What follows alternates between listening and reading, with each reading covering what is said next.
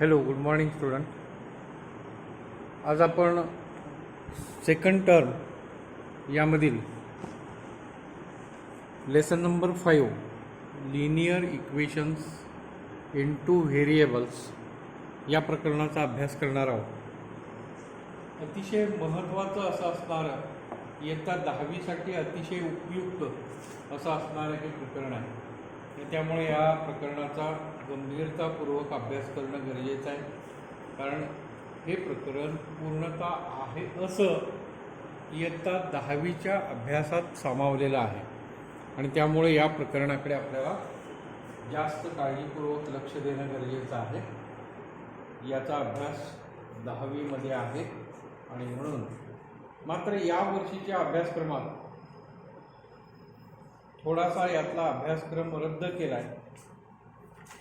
फक्त पेज 80, 81, 82, 83, 84 एवढा भाग आहे. पेज नंबर 85 हा भाग वगळण्यात आला आहे. प्रॅक्टिस सेट 5.1 आहे.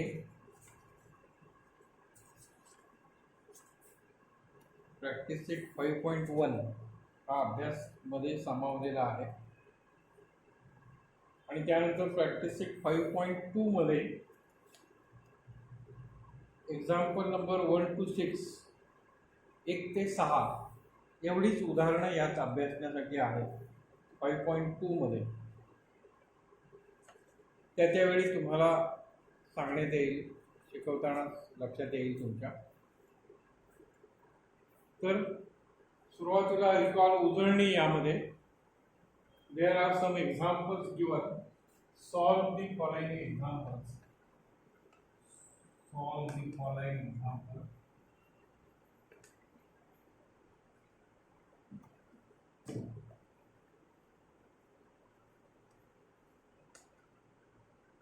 First, m plus 3 equal to 5. Second, 3y plus 8 is equal to 20.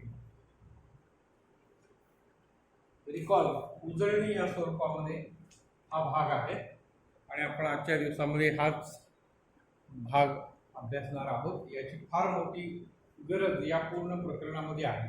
ज्याला हे येतंय त्याला यातली पुढची गणितं येऊ शकतात आणि अतिशय सोपा भाग आहे. हे तुम्ही अगदी 4थी पासून अभ्यासात झालेला आहे. तर या ठिकाणी हे एक इक्वेशन दिलं, linear equation.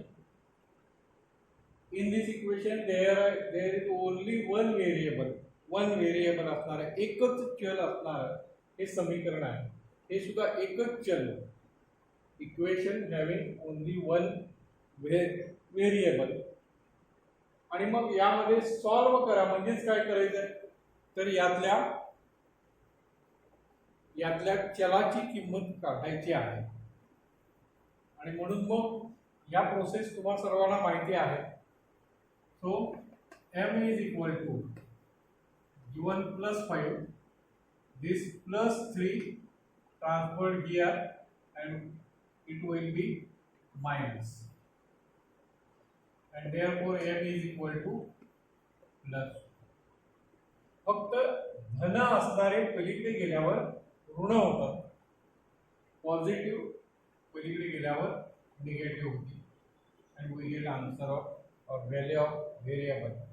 Similarly, in this equation 3y 22, this plus 8 gone here, it is minus. And therefore y is equal to 14. This multiplied 3 will be gone here. 14 divided by 3. गुणाकार रूपात असणारी संख्या पलीकडे नेली आपण बरोबर चिन्हाच्या तर ती भागाकार रूपात येते आणि आपल्याला मग अशा रीतीने y ची किंमत मिळाली. म्हणजेच plus number if we transfer to another side RHS side, it becomes negative. Or addition process, it becomes subtraction process. LHS आणि RHS डावी बाजू उजवी बाजू यामध्ये जेव्हा आपण अंक संख्या बदलतो तेव्हाचा नियम लक्षात घ्या. अधिक असणारी संख्या पलीकडे नेल्यानंतर वजा होते. This plus will become minus and 3 will be multiplied and it goes to denominator. जी गुणिले असतील ती संख्या भागिले होते हे आपल्या लक्षात येते. Similarly, some examples another given.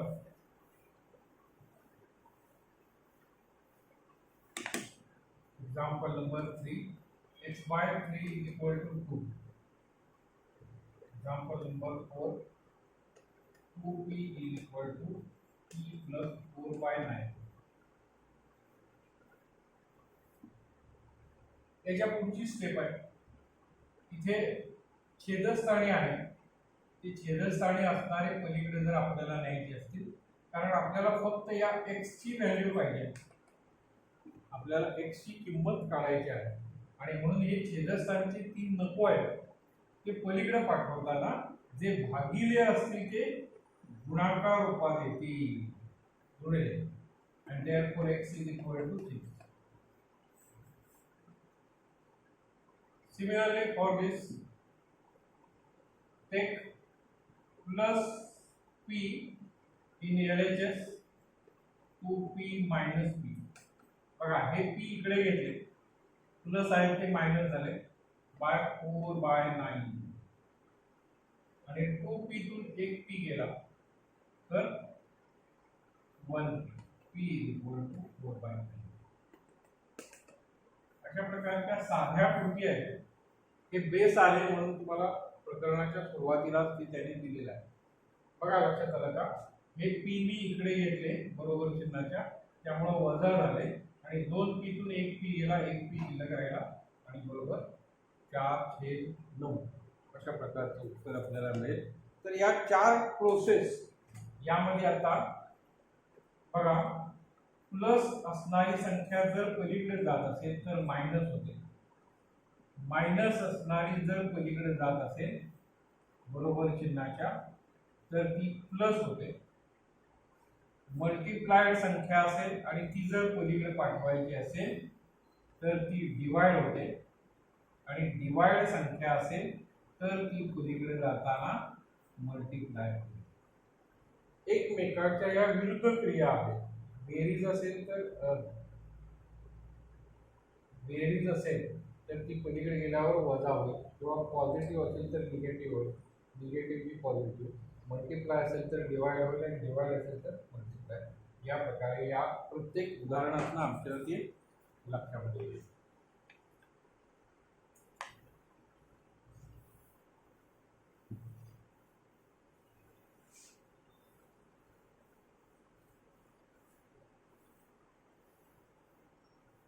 The next question, which number should be added to 5 to obtain 40? Question number 5, which number should be added to 5 to obtain 40? So given number is, given equation is like, so put value of x. We have to find value of x. So x is equal to 40. This plus go RHS and it is 9. X is equal to 9. Easy examples are there. Also example number 6. Which number should be subtracted from 8 to obtain 2?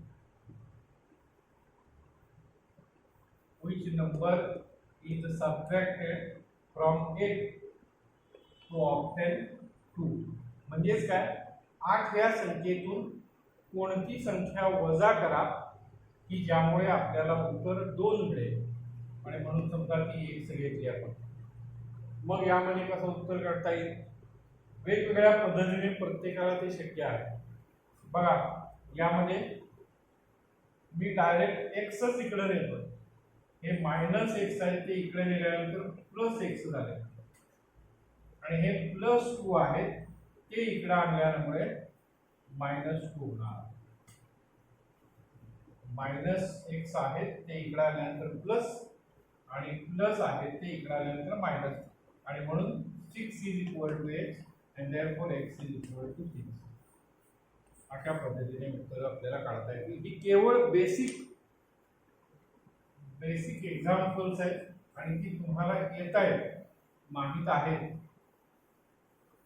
आणि मग आता आपल्याला linear equations in 2 variables ज्यामध्ये 2 चल आहेत अशा प्रकारची उदाहरणं. For example x plus y is equal to 10.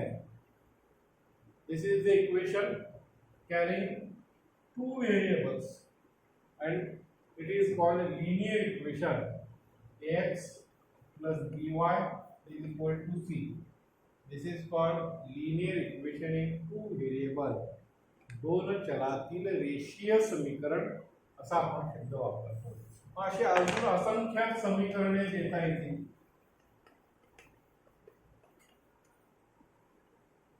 b by 2x plus 5 by 7y it is equal to 5. Minus x plus 3y by 2 it is equal to 10. All these are equations carrying 2 variables.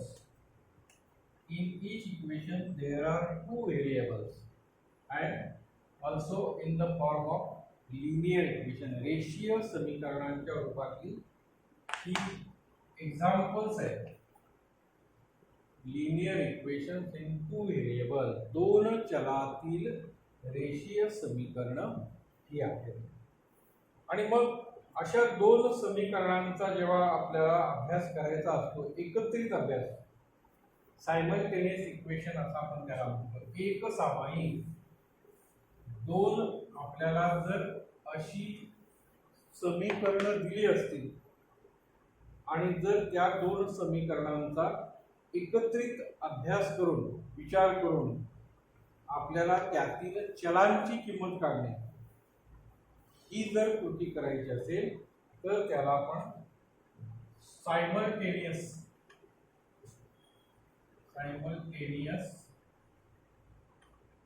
Equations असं म्हणतो. Simultaneous equation, 2 समीकरणे 2 चलातील दिलेले असतील. For example suppose x plus y is equal to 4 and 2x minus 5 is equal to 1. These are 2 equations having 2 variables. ही 2 चलातील 2 समीकरणं आहेत आणि त्यांचा आपण एकत्रित अभ्यास करून त्यातल्या चलांची किंमत काढणे यालाच आपण सोल्युशन ऑफ सायमल्टेनियस इक्वेशन्स असं आपण म्हणतो. एक सामायिक समीकरणे असा आपण शब्द त्याला वापरतो. मग यामध्ये डायरेक्ट आपण काही गोष्टी बघूया.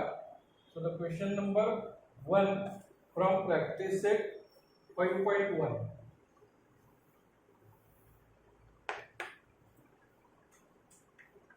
Practice set 5.1 question number 1.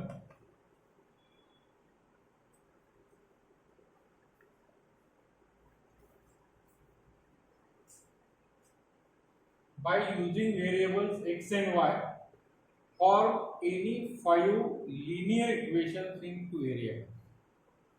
x आणि y ही 2 चल वापरा आणि 2 चलातील रेषीय समीकरणे तयार करा. अशी 5 समीकरणे तयार करा. आता मी काही समीकरणे दाखवली त्या पद्धतीने करा. किंवा अजूनही x plus y is equal to 10, 2x plus y is equal to -20. म्हणजे 2 व्हेरिएबल आहेत आणि त्यामध्ये ऍडिशन सबट्रॅक्शन कोणतीही क्रिया चालेल. 2/3x minus 3/5y it is equal to 10. ही सुद्धा आहे. अशा प्रकारची अजून 2 समीकरण तुम्ही तयार करा. लिहू शकता 5x + 10y = 100. अशा पद्धतीची समीकरणं तुम्ही तयार करू शकता. याला आपण लिनियर इक्वेशन, लिनियर म्हणजे रेषीय, लाईन या शब्दापासूनचा तो अर्थ आहे रेषीय. आणि 2 व्हेरिएबल्स, 2 व्हेरिएबल प्रत्येकामध्ये आहेत x y. Then question number 2, write 5 solutions of the equation x + y = 7. Equation given, that is x + y = 7. अशा दोन संख्या की ज्यांची बेरीज 7 आहे, अशा प्रकारची समीकरण. बघा प्रश्न काय सांगितलंय, write 5 solutions of the equation, म्हणजे या समीकरणाची उत्तरं शोधा किंवा यातल्या x आणि y च्या किमती शोधा. अशा किमती पाहिजेत की त्या दोघांची बेरीज 7 यायला पाहिजे. आणि सो x + y = 7. सपोज 3 + 4 = 7. आपल्याला माहिती आहे, and therefore x = 3, y = 4. This is solution of given equation. Another, अजून काय आहे, 5 + 2 = 7. So x = 5 and y = 2. अशा किमती x y च्या असू शकतात. -4 + 11 it is = 7. आपल्याला माहित आहे -4 आणि +11 बेरीज 7 आहे. and therefore x = -4, y = +11 किंमत असू शकते. अशा प्रकारच्या अजून दोन किमती तुम्ही शोधून काढा की ज्यांची बेरीज 7 आहे. म्हणजे 1 + 6, 2 + 5, 3 + 4, 4 + 3, 5 + 2. अशा घ्या. पॉझिटिव्ह, निगेटिव्ह, फ्रॅक्शन कोणत्याही किमती असू शकतात. फ्रॅक्शन सुद्धा असू शकतो, हे लक्षात घ्या. अपूर्णांक सुद्धा असू शकतो. तर अशा रीतीने हा आहे question number 2. Then question number 3. Question number 3, solve the following sets in simultaneous equation. खालील समीकरणे एक सामायिक पद्धतीने सोडवा असा शब्द आहे. 2x - 5y = 1. This is example number 1 from question number 3.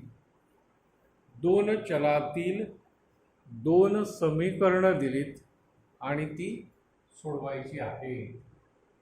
बघा प्रयत्न करा, बेरीज वजाबाकी करून ते तुम्हाला येईल. आपण लगेचच ही गणित घेणार आहोत. त्यापूर्वी मी अजून एक साधं सोपं उदाहरण घेतोय. x + y =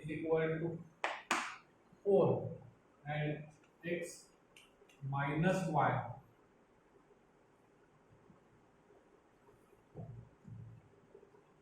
= 2. एक वेगळं उदाहरण घेतो मी पुस्तकाबाहेरचं, कारण ते उदाहरण आहे ते उद्या आपण घेऊया. So x + y = 4, x - y = 2. उदाहरण कसं सोडवायचं याविषयी माहिती. सुरुवातीला स्ट्रक्चर सांगण्यासाठी म्हणून मी गणित बदललंय, सोपं आणि छोटं उदाहरण घेतलंय. व्हिडिओ जास्त मोठा व्हायला नको म्हणून मी नंतर उद्याच्या तासाला प्रमाणित उदाहरण सोडवत घेणार आहे. सो फर्स्ट राईट, बघा यात ज्या पद्धती सांगण्यासाठीचा भाग आहे. So write first given equations, equation number 1 and equation number 2. ही दोन इक्वेशन्स अगोदर लिहून घ्या, त्यांना क्रमांक द्या. हे पहिलं काम. समीकरण दोन्ही एका खाली एक व्हेरिएबल्स आहे. काही वेळा उलट y अगोदर दिलं आणि x नंतर दिलंय, तर आपण ती दुरुस्त करून घ्यायची, व्यवस्थित लिहून घ्यायची. आणि आता मग याचं जर ऑब्झर्वेशन केलं तर इथे अपोजिट साइन आहे आणि त्यामुळे याची जर ॲडिशन केली, बेरीज केली, तर हे प्लस वाय मायनस वाय निघून जाणार आहेत. त्याला इलिमिनेशन असं म्हणतो आपण, किंवा निरसन असा शब्द वापरतो. जर आपण बेरीज केली तर हे दोघे निघून जाऊ शकतात, आणि म्हणून त्याला आपण elimination, to eliminate y, to eliminate y, add equation 1 and 2. Add equation 1 and 2. आणि म्हणून त्याची ऍडिशन करायची. इक्वेशन 1 प्रत्येक वेळी इक्वेशनचं नंबर लिहिलाच पाहिजे. ऍडिशन बघा या पद्धतीने स्पष्ट लिखाण, एकाखाली एक पायरी व्यवस्थित समीकरण पाहिजेत. चलो एकाखाली एक पाहिजे. So addition, that is 2x plus y minus y 0 and 6, and therefore 2x is equal to 6, and therefore x is equal to this 2 gone here, and we get x is equal to plus 3. Value of first variable is like this. Then put this value in equation 1. Put x is equal to 3 in equation 1. So equation 1, x plus y is equal to 4, x is equal to 3, put value, and therefore y is equal to 4. This plus gone here, and we get minus, and therefore y is equal to plus 1. In this way, these two equations are studied simultaneously, and we get values of variable x is equal to plus 3 and y is equal to plus 1. This is the answer of given example. दिलेल्या प्रश्नाची ही उत्तरं आहेत. उत्तरं म्हणजेच काय, तर त्या समीकरणातील चलांच्या किमती. आपल्याला हे किंमत, आता x ची किंमत 3 आणि y ची किंमत 1. बघा 3 अधिक 1 बरोबर 4, म्हणजे आपल्याला असं आपलं उत्तर तपासताही आलं पाहिजे. 3 वजा 1 या किमती इथे घातल्या, 3 वजा 1 बरोबर 2, म्हणजे आपलं आलेलं उत्तर बरोबर आहे हे सुद्धा आपल्या लक्षात आलं पाहिजे. आपण उद्याच्या तासाला यातली पुढची उदाहरणं अभ्यासणार आहोत. थँक्यू.